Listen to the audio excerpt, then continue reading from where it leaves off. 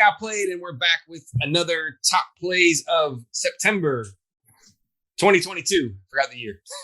I got JJ, Jim Jam, Steven, and Erock, maybe in one of those four corners that I pointed at. Who knows? So what we're going to do is we're going to talk about the best game that we played in the last 30-ish days or so. So sometime in August till sometime in September. And let's start with JJ first. Okay, here we go. I missed last month, so I get to go first. Yay. All right, real quick and simple.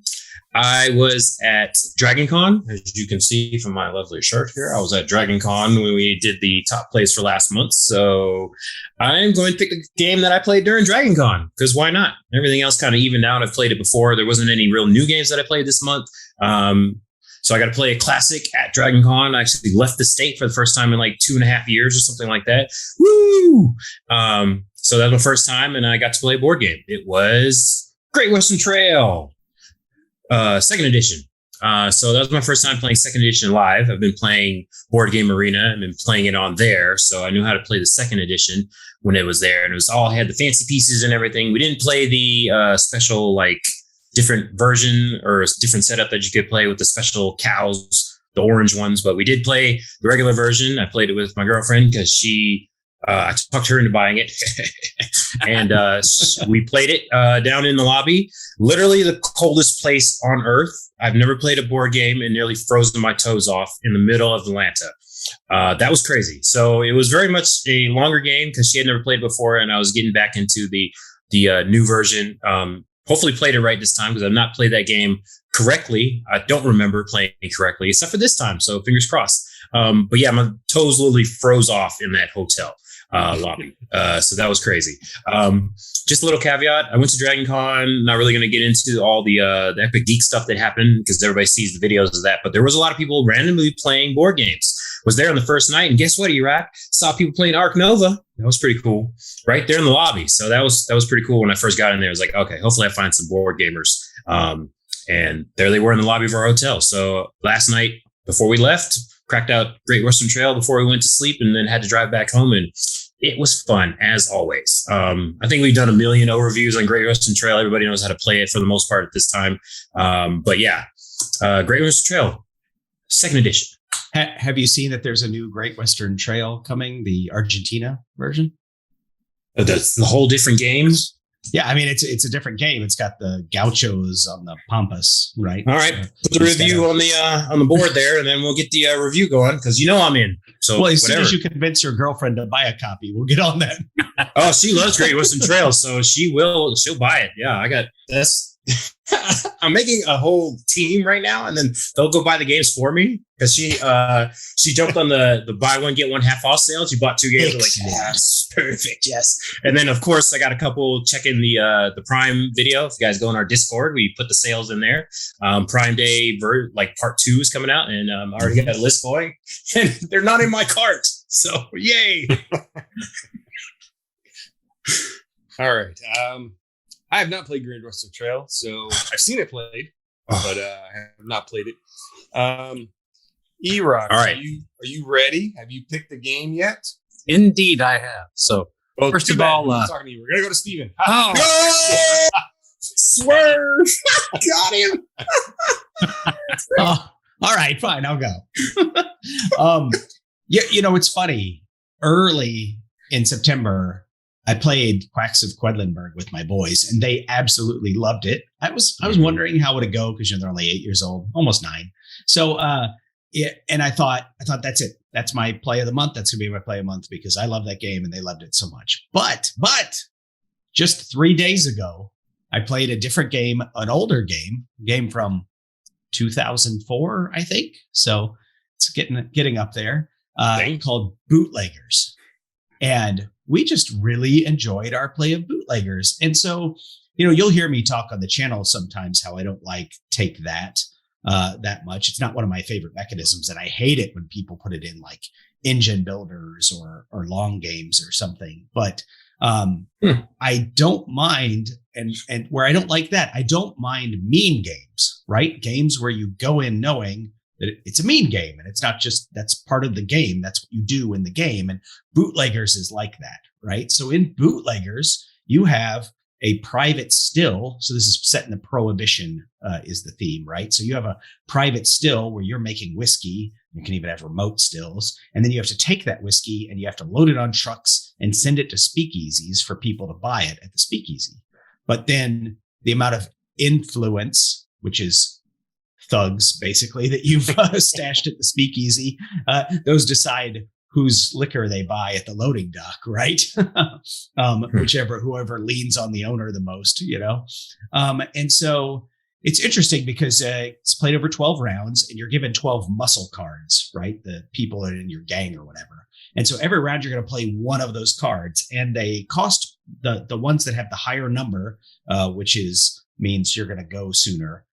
They cost more.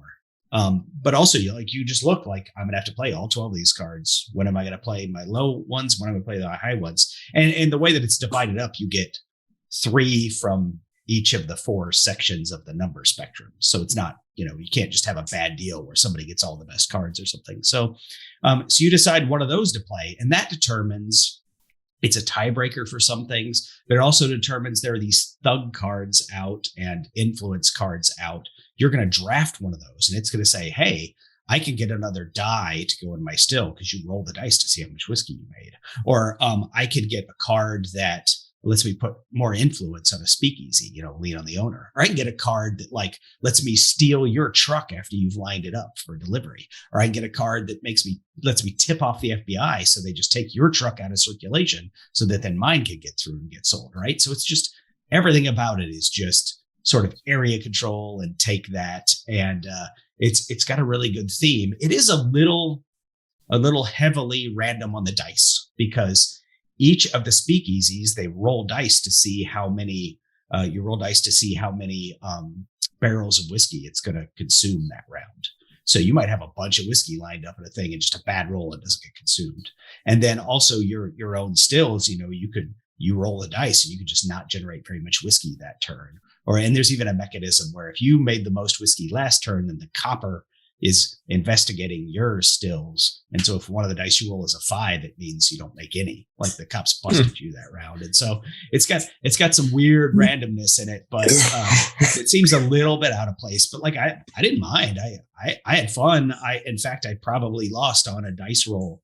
The last round, I didn't know it at the time, but the last round I got nabbed by the copper and all my whiskey production got smashed. And then we added up the money and I was just 1G, 1,000 behind the winner. Right. So maybe that was the difference in the game or not. But, you played over 12 rounds. There's a lot of dice rolls. So there's some mitigation there, but yeah, I mean, it's a mean game, but it's themed mean and it's themed around gangsters and prohibition and speakeasies. So yeah, they made the original one was Eagle Griffin, 2004. They did a Kickstarter and a reprint. Mayday did one in 2013, I think. There may even be an expansion for this that I think I read about with casinos and stuff. I don't think it needs anything extra, so I won't be looking for that. But yeah, it's an older game, but if you like those kind of mean, just everybody around the table sort of duking it out, that's a good one.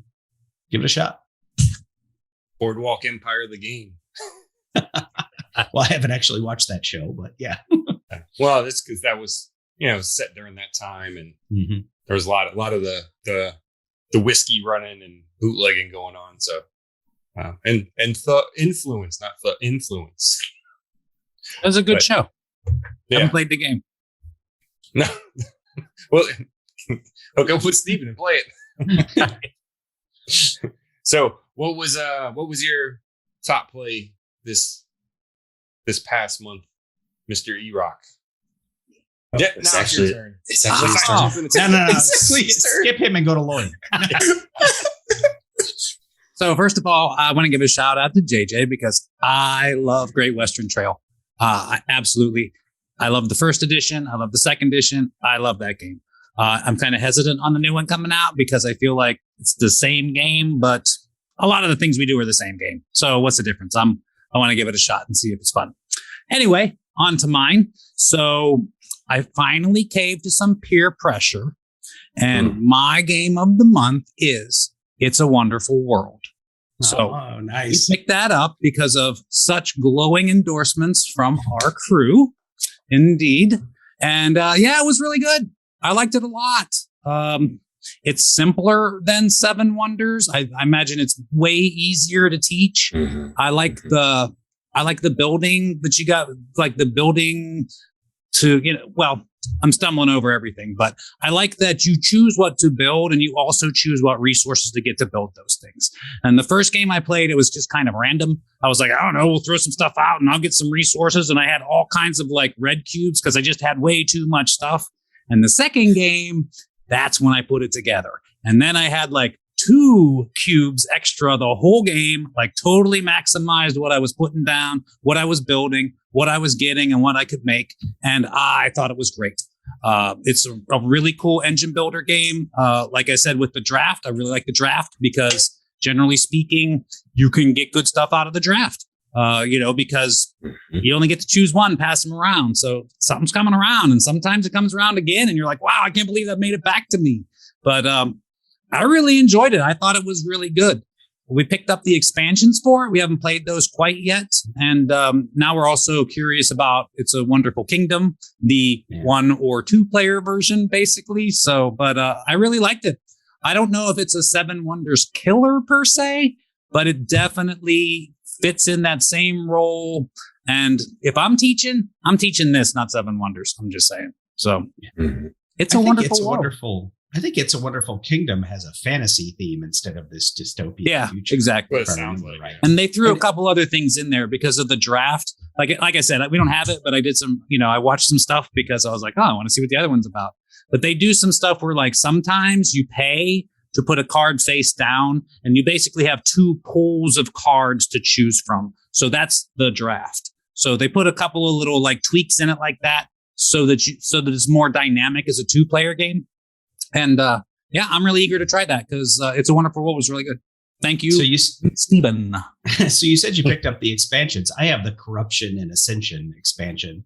Did you also get the Legacy expansion? We did get the Legacy, yes. Okay, I haven't played any of that. It's like War and Peace or something. I don't know. Yeah, it is something dumb like that, like War and Peace or something like that. It's still in shrink. We haven't cracked it open yet, but yeah, I'm curious after you play through it, what you thought of it. But then I think there's also stuff in there that you can add to the game permanently. I got a little confused with that too because it seemed like the few things that I watched. Because I'm not trying to get any spoilers or anything. It's a campaign or however your legacy, however you want to look at it. But it all seemed like that was just it. Like that box was the legacy. So I'm kind of curious as to what you can put in the game as well. Because it didn't seem like most expansions and stuff, you just put everything in there. Like when you get Dominion, it's just when you get a new Dominion, it's just more cards for Dominion. So I feel like this was a little bit more like this is for the campaign. You don't really just throw that in with everything. Well, I think Shy Pluto did that same thing for Space Base, right? There was Shy Pluto did, where it's like add to the game. It was a whole bunch of stuff, but it was like, all right, we'll play a mission and show you this thing, and then we'll play a different mission and show you this thing. So yeah exactly. Did it say how many campaigns are in the Legacy box? I want to say 8. I think there's a fork at one point where you. Oh, that's possible. Yeah. And so there may be like 12, but you only do 10 of them or something. I don't remember. All right, it's been a while. Sounds like we got 2 games we need to jump on Board Game Arena and have a JGP live stream there because I will say I was not a BGA kid, but I am now. And both of those games, Great Western Trail and It's a Wonderful World, look great on Board Game Arena. I'm just going to say it now. I'm glad. I've been preaching the Board Game Arena for years, so I'm glad you're having fun with it. It's fantastic. Now I want to hear you sing your I'm a BGA Kid theme song. I'm thinking I'm a BGA kid. I don't want to grow up. Oh, hold on. Wait, don't do that. We might get bought by Asmodee if you do that. Or copyrighted on YouTube, maybe. I can't sing that. I got to sing a different version of the song. Yeah, well, Toys R Us isn't around anymore. I guess they're coming back as pop-ups, but They're coming back. They're in Canada, so they might get you from Canada. They never shut down there. So I think my top play is pretty cut and dry this month. I did play a bunch, but I don't remember what I played because I just remember this one game. Like, this is the only thing that popped into my head. Like I said, I know I've played probably like 10 or 15 games, which is a lot for me. But the one that stands out is it's an oldie but a goodie, and it almost made my B. I just didn't play it enough on the ABC's game, but it was definitely up there, and that was Battlestar Galactica. So normally, whenever we play that with the group, we don't play with more than 5 people. Everyone seemed to have always had a bad time with 5 people, more than 5 people, but no one had ever played it with 7 people. With 7 people, you have a Cylon leader who you don't know exactly what that person's goals are, because they get a couple goals at the beginning of the game, and that could like side them with the humans, even though they are a Cylon. So they can win or lose independently of whoever wins the game. In our game, the Cylon person was doing well, and nobody knew which side he was on, no matter what he was doing. But he ultimately lost because the humans lost, and he had a bunch of human cards that he fulfilled, but because the humans lost, that was a lost condition for him. The humans had to win in order for him to carry out his victory. But yeah, it honestly, it didn't drag on. It was a little bit heady up front, trying to learn that Cylon role, because there was a bunch of cards you had to put in, and there's a separate stack of cards you have to put in. But once we got going, he was kind of playing his own game. Like, it was weird. He was doing stuff, but no one exactly knew who to trust. Like, he's like, yeah, give me an XO so I can get in I'll go kill some Cylons. Like, but you're the Cylon leader. Why would the Cylon leader want to go kill? No, we don't trust you. But then when times got dire and he was the only person that was in a ship that hadn't died yet, it was, well, I guess we're going to let the Cylon leader go out and see if he's actually going to do it. So it was a different feel to the game, because we've never done that before. But the Cylons did win, and I was happy to say I was a toaster. And it was one of those rare games where on like I got dealt, there was 2 Cylons from the very beginning. And the very first card that came out for me was one that literally put out everything. There was both base stations were out, ships everywhere. It was a nightmare, and they were getting no spool cards. So the humans were getting their butts kicked for the better part of the first like 5 rounds of the game before they were able to finally get out of there. So Cylons didn't have to do much work. We just kind of kicked back and just didn't help with the cards. There was no point to even reveal ourselves. Just like, yeah, well, I can't pitch in any blues. I put them in the last one. Sorry, So it was a fun game. And once the Cylons, once it died down, it was like, well, one Cylon revealed and then came around to me, and I was like, sorry guys, it's time for you guys to die. And I mean, they were on like the barest. There was no way to get it. They were still like they were 1 jump away, and they still had to make the extra jump, and they only had 1 fuel left. And they had no ships left. All their population was down. They were down like 2 population. It was just, the game was going to kill them, even if we didn't help it along at the end. But that was my top play. And I know we've talked about Battlestar multiple times. It's basically a social deduction game where you're playing different roles on the show. So you have pilots and you have technicians like mechanics and the president, and everyone's got their own little special role, and you're trying to make X amount of jumps to get to where are they trying to get? I always forget the name of it. Earth? No, it's not Earth. Earth. I I forgot what there's a particular planet that they're looking to get to, and they have so many jumps they have to get there. And it's a game of a bunch of bad decisions, because no one trusts anybody because they get a card and they're like, well, it's the other card was worse, so it's always like, well, who's the bad guy? But this game didn't really offer a lot of mystery. Like it got to a point where it was like, it kind of made sense for the Cylons to reveal, so we did. And good time. So, I always like a good game of Battlestar. So now I don't think the group will be scared to play it at a higher count anymore. But I don't think they'll go into the 6 category. I think it was specifically that 7 with that Cylon leader that changed it. Because I played it at 6. It can drag on for a long time. But I think having that extra 7th player playing his own mini game added a little bit of extra layer of depth that it still took a long time, but it didn't feel like it because you never were quite sure what that guy was doing. So how long did it take with 7 players? It took a couple hours. Oh, just a couple hours. A couple hours would be fast for that game, actually. Yeah, for real. What? It didn't seem to take much longer than I remember most games taking, but so like 6 hours. I played a 6-player game. Yeah, played 6 hours.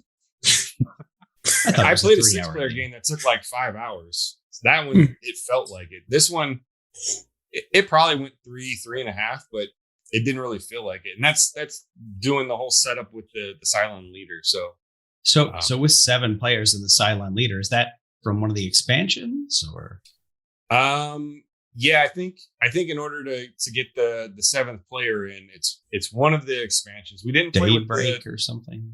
Yeah, which one's Pegasus? There was an extra ship, but it wasn't the Pegasus. There was another ship that was behind us, another little board, and that one had like the ability to, it allowed them to always get a spool. There was a room back there that they could always get a spool. They were guaranteed to get a spool card. But I don't know which expansion that was. It wasn't Pegasus. I played that one before. So yeah, because those expansions are really hard to get. So everything's really hard to get. It's out of print. I mean, I think you can find the base game actually. I mean, not that it's going to be cheap, but I think you can find it. But the expansions, if you find them, are like twice as much as the base game, or 3 times as much, or something. People are really gouging on those. Have you played Unfathomable? I'm interested in that one, but one of the players that was there said he had played it and he gave it kind of a bad review. He was saying like they streamlined a lot of it, and that seemed to kind of guided you along. I felt like you were on rails. There wasn't as much choice to be made. That's kind of the way you described it. That's no fun.